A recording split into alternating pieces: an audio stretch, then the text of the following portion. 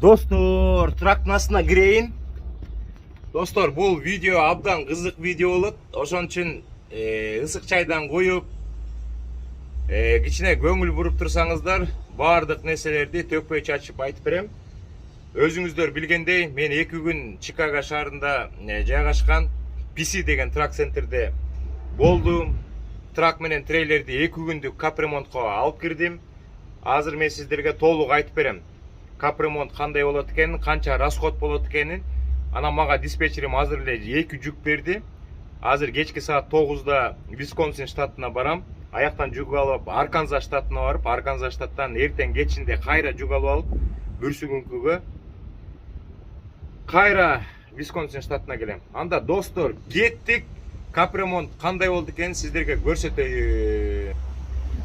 Мына өзүңүздөр көргөндөй кээ бир тетиктерди мен туурада айтып албашым мүмкүн.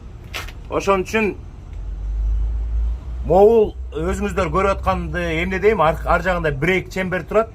Ошондон бери келип, анан баягы дөңгөлөктүн ичине кирет экен. Бул тормозной системаныкы.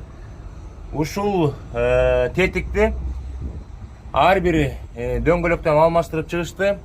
Бул жакта деген покрышка менен эле диска калды.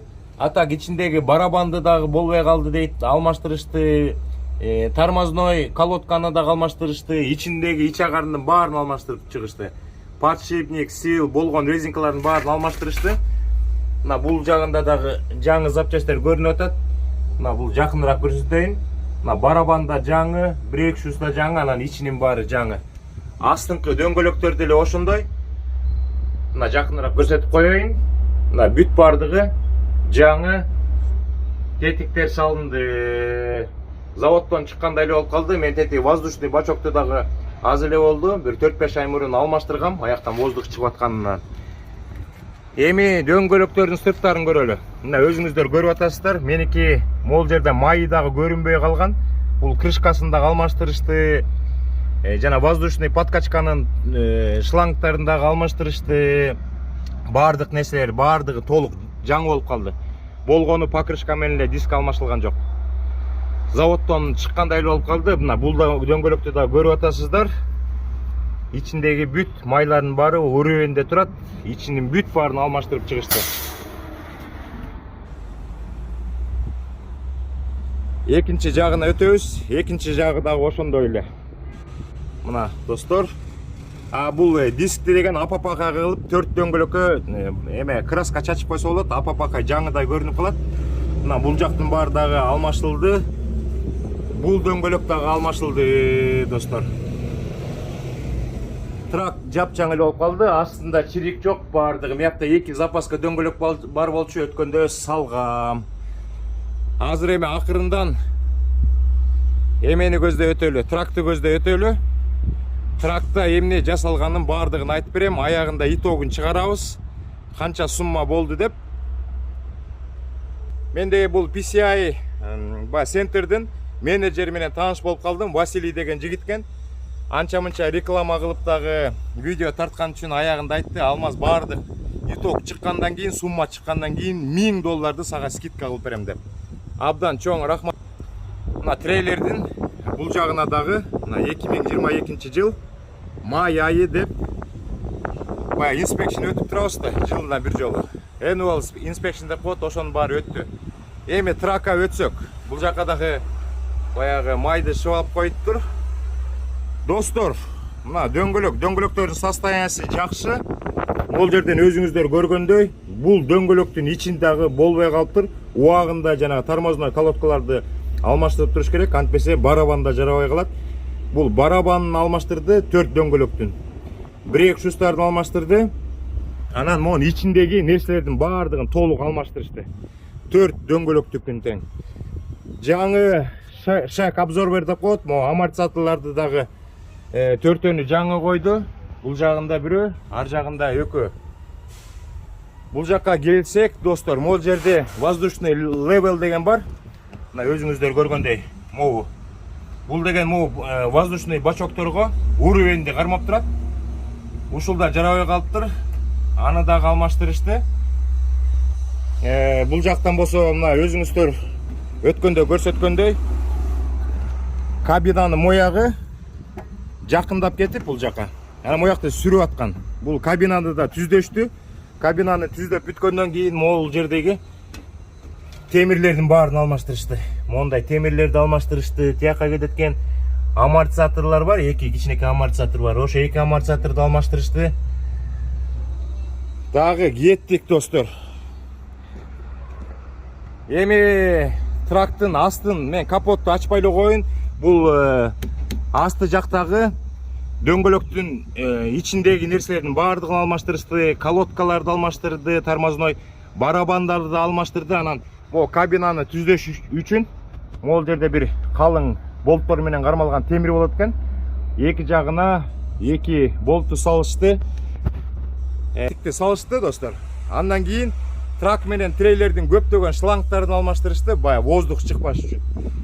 Ошентип 2 күн бул жакта болдук, капремонт бүттү. Азыр мен сиздерге 2 күндүк капремонтта канча төлөгөнүмдү айтам. Карманыңыздар, чалкаңыздан түшүп калбаңыздар. Абдан кымбат, ошон үчүн жыл сайын трак менен трейлерди ремонтко киргизип туруш керек. Мен 2,5 жылдан бери келилек болчумун. Ошон үчүн сумма чоң болуп кетти достор. Мына бул жакта өзүңүздөр көргөндөй квитанциялардын баарын жазып берди. Трейлердики дагы бул кеткен запчасттары 3 барак болду.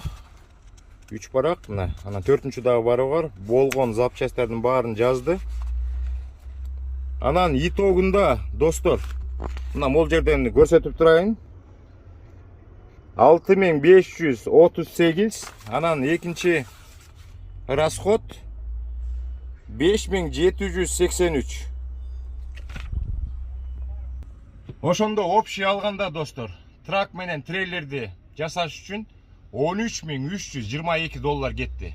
Анан аягында $1000 жана айткандай скидка алып берди. Ошондо биз трак менен трейлерди 2,5 жыл айдап, капремонтко киргизип 12322 доллар төлөдүк достор. Ана мен сиздерге confirmation'ды көрсөтпөй эле коеюн. Мияка санап жазып койдум. Азыр сиздерге жүк боюн.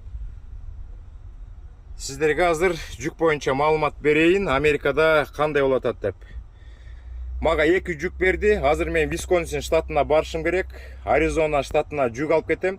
Мен Висконсинге жеткеним, Висконсинден чыгып Аризонага жеткеним толук майлды эсептесем, мен 860 майл айдашым керек экен. 2000дик жүк. Ошондо 1 майлга $2.32 айланды. Анан мен деген